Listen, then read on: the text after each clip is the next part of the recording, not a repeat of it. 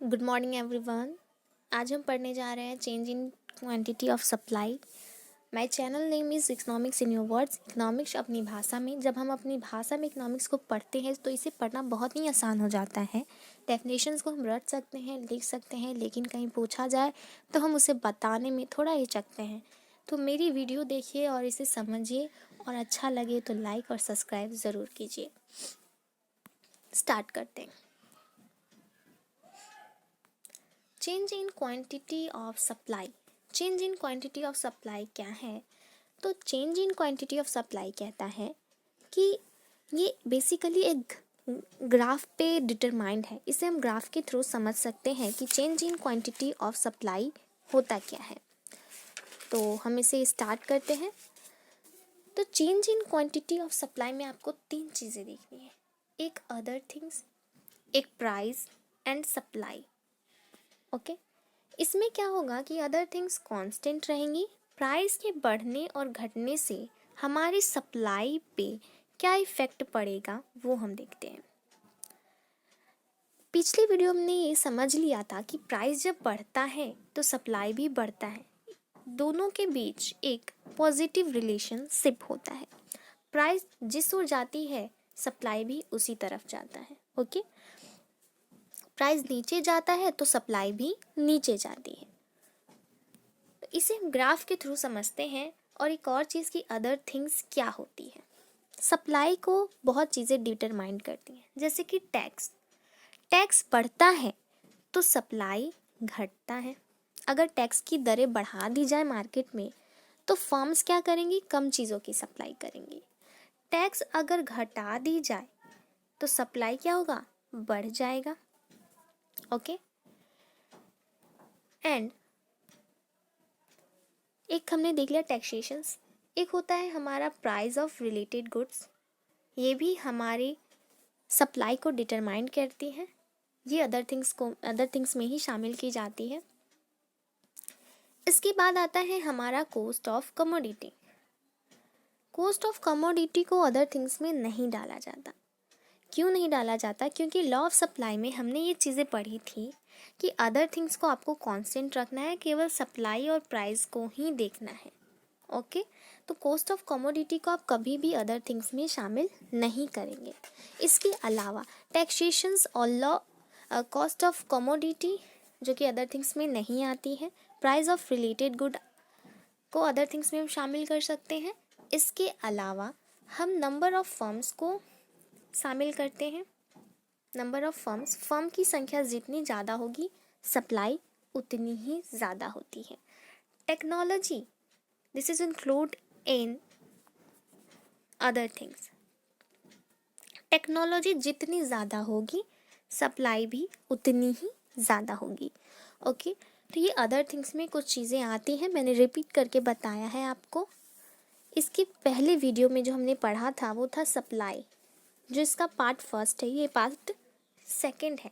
तो मैं कहूँगी कि आप इस वीडियो को देखने से पहले आप फर्स्ट वीडियो को जाके देखिए, तब आपका जो सप्लाई चैप्टर है वो अच्छे से कवर हो जाएगा।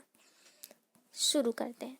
तो हमने समझ लिया कि change in quantity of supply में अदर थिंग्स को कांस्टेंट रखना है, प्राइस और सप्लाई पे क्या इफेक्ट पड़ रही है प्राइस के घटने बढ़ने से वो हमें देखना है। तो इसे हम ग्राफ के थ्रू समझेंगे। प्राइस बढ़ा तो सप्लाई भी बढ़ता है। ओके, यहाँ पे हमने ग्राफ बनाया। एक्स एक्सिस पे आपको सप्लाई और वाई एक्सिस पे प्राइस को दिखानी है। ये हमारा सप्लाई का कर्व हो गया। प्राइस जैसे जैसे बढ़ेगा सप्लाई वैसे वैसे बढ़ेगी। प्राइस यहाँ था, जैसे जैसे ये इंक्रीज़ हो गया वैसे वैसे जो सप्लाई की क्वांटिटी है वो इंक्रीज़ होती चली गई। आपको यहाँ पे प्राइस डाल देनी है अपने हिसाब से, और यहाँ पे प्राइस जितनी आप सप्लाई की मात्रा बढ़ा रहे हैं वो यहाँ पे आपको दिखाना है। ओके, अब हम देखते हैं कि प्राइस के घटने से सप्लाई पे क्या इफ़ेक्ट करता है। तो ये सप्लाई भी घटा देता है।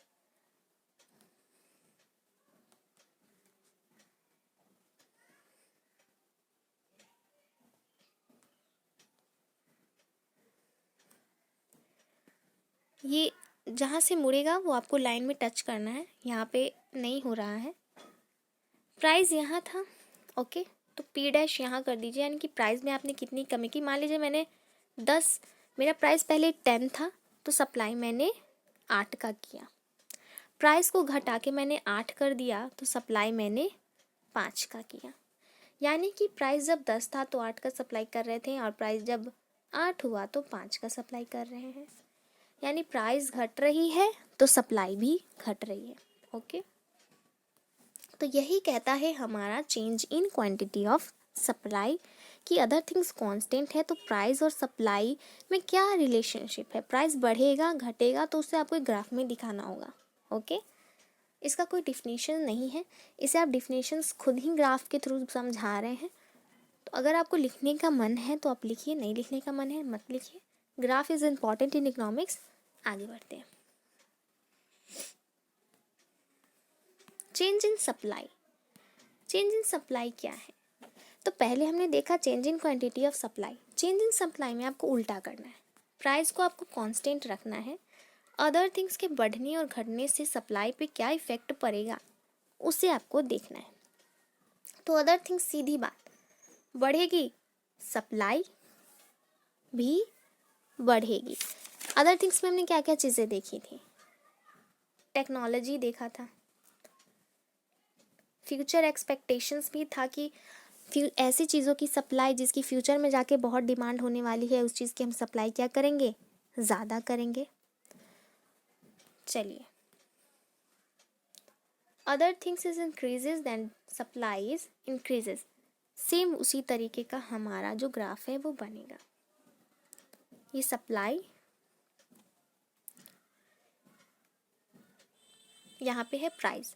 प्राइस आपको दिखाना होगा ग्राफ में, क्योंकि प्राइस आपने कांस्टेंट रखा है तो वाई एक्सिस पे प्राइस को रखना है। अदर थिंग्स को, चूँकि इसे, ये क्या चीज़ें होती है अदर थिंग्स, ये सामने मार्केट में नहीं दिखती, ये आप किसी भी कमोडिटी को बनाने में आप इंक्लूड करते हो, किसी भी वस्तु को बनाने में आप इंक्लूड करते हो, दैट इज़ द बैकग्राउंड, ठीक है। तो बैकग्राउंड को आप कभी भी ग्राफ में नहीं शो करना। यहाँ पे हम प्राइस को दिखाएंगे, प्राइस कांस्टेंट होगी, ठीक है। अदर थिंग्स के बढ़ने से हमारी सप्लाई भी बढ़ेगी, ओके। ये जो लाइन है ना, ये इसके जहाँ से वो मुड़ेगी उसके बीच से होके जानी चाहिए।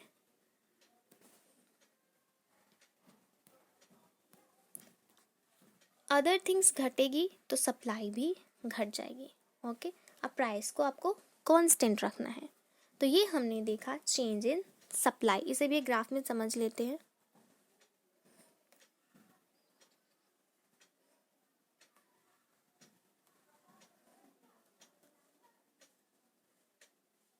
अदर थिंग्स घटा तो सप्लाई भी घट गया। ये बहुत ही आसान है, आप खुद से ग्राफ बना करके भी इसे देख सकते हैं। आगे है हमारा elasticity of supply. Elasticity of supply कहता है कि प्राइस के बढ़ने और घटने से सप्लाई में कितना का चेंज आया वो बताता है हमारा इलास्टिसिटी ऑफ सप्लाई। तो इसे हम बहुत ही अच्छे से केयरफुली समझेंगे, तो ध्यान दीजिएगा। इलास्टिसिटी ऑफ सप्लाई को ई से डिनोट करेंगे। E is equal to del Q upon del P upon P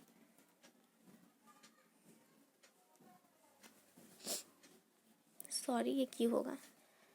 अब ये एक फॉर्मूला है, this is the formula of elasticity of supply.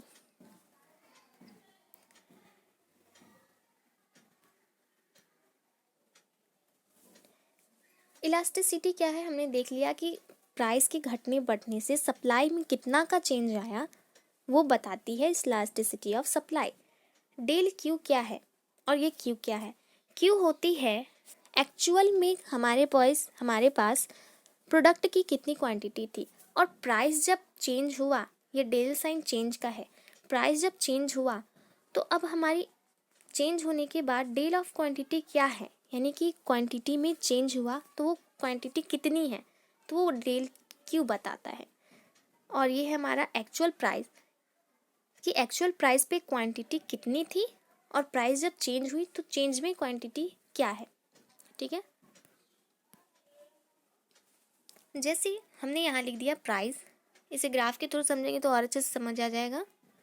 Quantity, जब प्राइस 10 था तो सप्लाई 5 की हो रही थी, सप्लाई ऑफ क्वांटिटी। जब प्राइस 20 हो गया तो क्वांटिटी ऑफ सप्लाई भी बढ़ गया, यानी 10 हो गया, ठीक है। अब हम इसे अपने फॉर्मूला पे सेट कर देते हैं, निकल जाएगा। हमने देखा तो E equal to del Q upon Q del P upon P। तो बैठा देना है। पहले देख लेना है कि एक्चुअल क्वांटिटी क्या थी, 5 थी, तो उसे एक्चुअल क्वांटिटी की जगह बैठा दें 5। अब डेल क्वांटिटी यानी कि क्वांटिटी में कितने का चेंज आया, ये 5 से 10 पे चला गया तो 5 अपॉन 5। प्राइस, एक्चुअल प्राइस क्या है 10 लिख दिया। अब प्राइस जो चेंज हुआ 10 से 20 पे चला गया तो कितने का चेंज आया, कितने का अंतर है, 10 का है, 10 का है।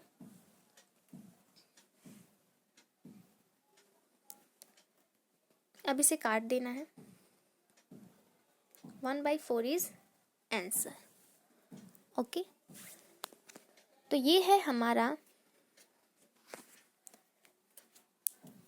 इलास्टिसिटी ऑफ सप्लाई, ये इसकी है फॉर्मूला।